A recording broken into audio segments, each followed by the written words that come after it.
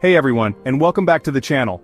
Today we're diving into a topic that's shaping the future of nations, the global birth rate crisis.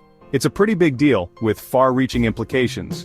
Now, when we talk about a birth rate crisis, we're talking about countries experiencing significantly low fertility rates.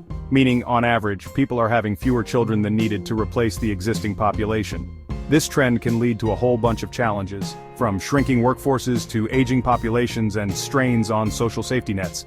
So, in this video, we're going to journey across the globe to examine the top 10 countries grappling with this crisis head-on.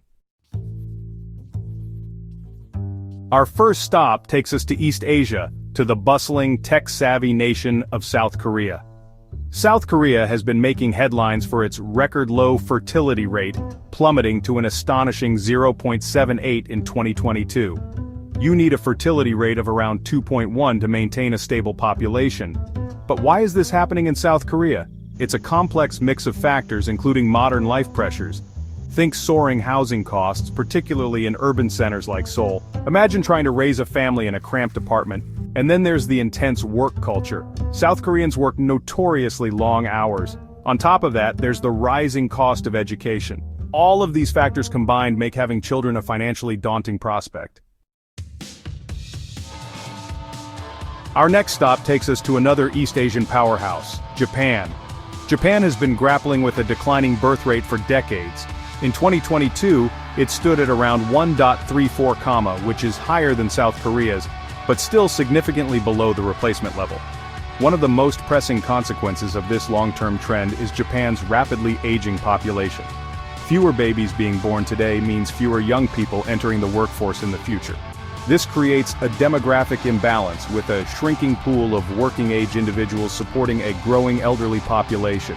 This demographic shift puts immense pressure on Japan's social security and healthcare systems. The Japanese government has been trying to address this issue for years, implementing various policies to encourage people to have more children.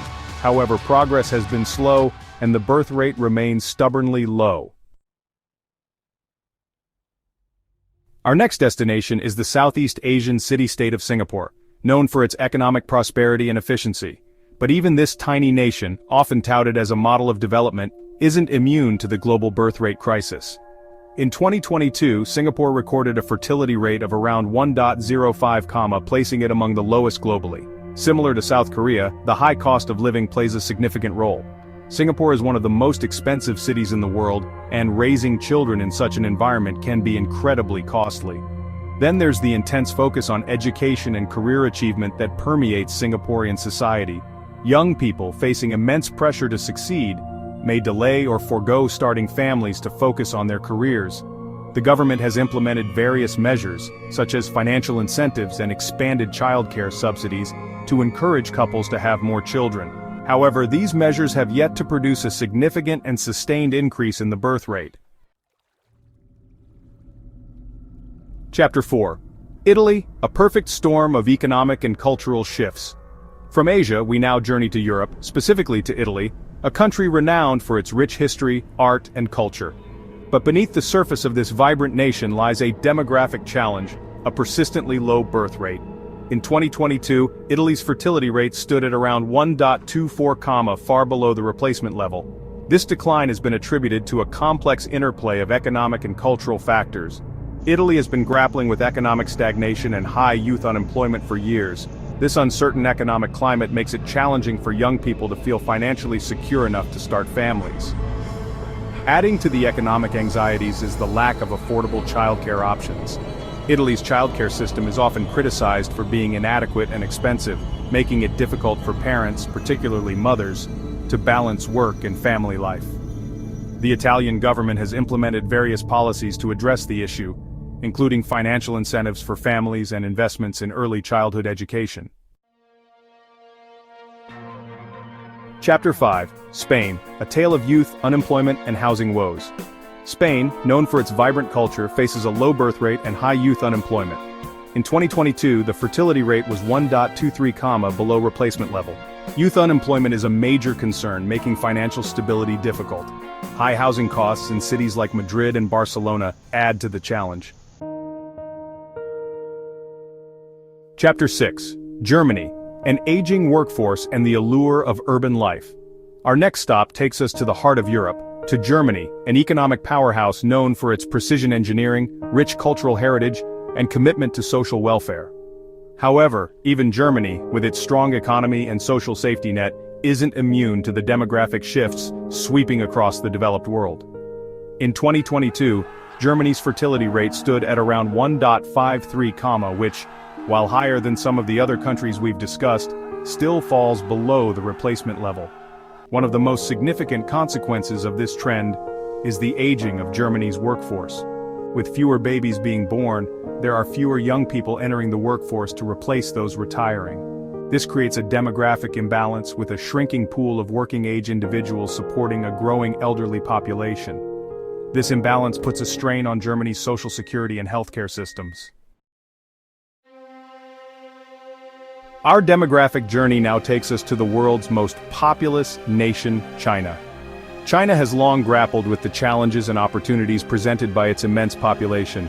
However, in recent decades, the country has experienced a significant decline in its fertility rate, prompting concerns about its future economic and social stability. In 2022, China's fertility rate stood at around 1.09, one of the lowest globally. This decline is partly attributed to the legacy of China's infamous one-child policy, which was implemented in 1979 and enforced for over 3 decades. While the policy successfully slowed population growth, it also had unintended consequences, including a shrinking labor force, an aging population, and a gender imbalance resulting from a cultural preference for sons. Recognizing these challenges, the Chinese government officially ended the one-child policy in 2016, replacing it with a two-child policy. However, this shift in policy has yet to result in a significant and sustained increase in the birth rate. Our next stop takes us to the Iberian Peninsula, to Portugal, a country known for its beautiful coastline, rich history, and warm hospitality. However, Portugal, like many southern European nations, has been grappling with a demographic challenge, a low birth rate that has persisted for decades. In 2022, Portugal's fertility rate stood at around 1.35, significantly below the replacement level. This trend has raised concerns about the country's long-term economic prospects and the sustainability of its social welfare system. One of the main factors contributing to Portugal's low birth rate is its sluggish economy. The country has experienced periods of economic stagnation and high unemployment, particularly among young people. This lack of economic opportunity has led to a brain drain, with many young, educated Portuguese citizens emigrating to other European countries or beyond in search of better prospects. This emigration further exacerbates the demographic imbalance as it depletes the country of its working-age population. Our demographic journey now takes us to Southeast Asia, to Thailand, a country renowned for its stunning temples, vibrant street life, and warm hospitality. However, even Thailand, with its rich culture and economic dynamism, hasn't been immune to the global trend of declining birth rates.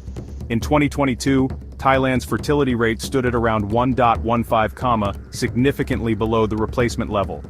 This decline has prompted concerns about the country's future economic growth and the sustainability of its social welfare system. Several factors contribute to Thailand's low birth rate, including rapid urbanization. As more people move from rural areas to cities in search of better job opportunities and a different lifestyle, traditional family structures are being challenged. Urban living often comes with a higher cost of living, making it more expensive to raise children. Moreover, the fast-paced urban lifestyle may not be conducive to larger families, as individuals prioritize their careers and personal aspirations. Our final stop takes us to Eastern Europe, to Ukraine, a country known for its vast plains, rich history, and resilient people. However, Ukraine faces unique challenges. The ongoing war with Russia has devastated society and demography. Before the war, Ukraine's fertility rate was already low at 1.23 in 2022. The war has worsened this, displacing millions and separating families. The economy has also been severely impacted. The long-term demographic consequences are significant and uncertain.